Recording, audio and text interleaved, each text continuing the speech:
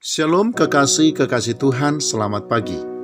Saudaraku sekalian, iblis dan bahkan dunia ini tidak akan memperlihatkan apalagi mempertontonkan keberhasilan orang-orang yang takut akan Tuhan. Tetapi sebaliknya, iblis dan dunia ini akan lebih sering memperlihatkan serta mempertontonkan keberhasilan dari orang-orang fasik yang tidak takut akan Tuhan. Karena itulah kita akan sering mendengar komentar banyak orang yang berkata, orang itu sangat jahat, tetapi hidupnya happy-happy saja, kaya dan panjang umur lagi. Sedangkan dia orang yang baik, takut kepada Tuhan, tetapi kok dia selalu menderita, tetap hidup di dalam kesukaran dan penderitaan. Pertanyaannya kemudian kekasih-kekasih Tuhan adalah, benarkah orang yang suka berbuat jahat lebih beruntung dan keadaannya lebih baik daripada orang yang takut akan Tuhan? Benarkah orang-orang yang takut akan Tuhan, yang kelihatannya tidak seberuntung orang lain, akan hidup di dalam kesengsaraan, tidak bahagia, dan tidak bersukacita? Kekasih-kekasih Tuhan, kiranya kita tidak terkecoh, sebab yang diperlihatkan dan dipertontonkan oleh iblis dan dunia tentang hidup orang-orang yang jahat, yang kelihatannya jauh dari kesukaran itu, sebenarnya hanyalah iklan semata. Melaluinya iblis sebenarnya sedang mempromosikan neraka bagi setiap orang.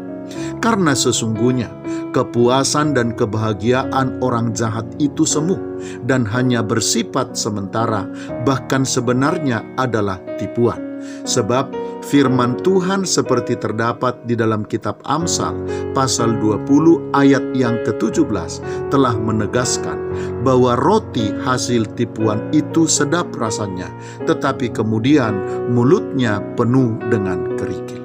Kekasih-kekasih Tuhan, tidak ada kebahagiaan, sukacita, dan kepuasan yang sesungguhnya di dalam ketidakbenaran, terlebih di dalam tindakan atau perbuatan jahat. Ketidakbenaran dan kejahatan justru akan selalu melenyapkan dan bahkan menyita sukacita, kebahagiaan, dan kedamaian hidup. Tetapi sebaliknya, takut akan Tuhan dan kebenaran yang dipilih untuk dihidupi akan membuat setiap orang hidup di dalam sukacita, damai sejahtera, dan kebahagiaan serta ketenangan yang sesungguhnya.